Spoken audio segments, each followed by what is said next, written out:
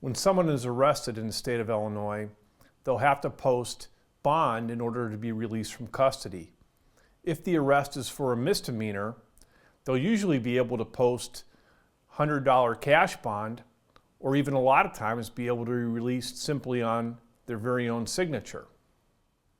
If someone is arrested on an arrest warrant, bond will have already been set for that offense and for that person by a judge, and the person can be released from custody by posting the equivalent cash amount for whatever amount had already been set on that warrant.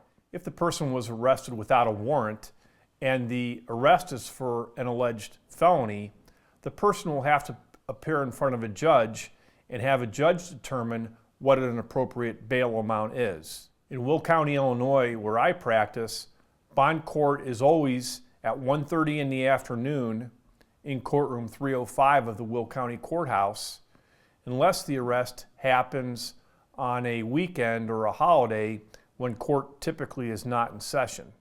The main purpose of bond is to ensure a person's court appearance at all future court dates. A judge will take a handful of things into consideration when deciding what an appropriate bond amount should be. One of those things the judge will consider is the seriousness of the offense. Obviously, the more serious the offense is, the more serious the allegations are, the higher the amount the judge will set for the bond. Also, the judge will take into consideration a person's criminal history or lack of a criminal history. If a person's been involved in the justice system before, that will affect the bond amount.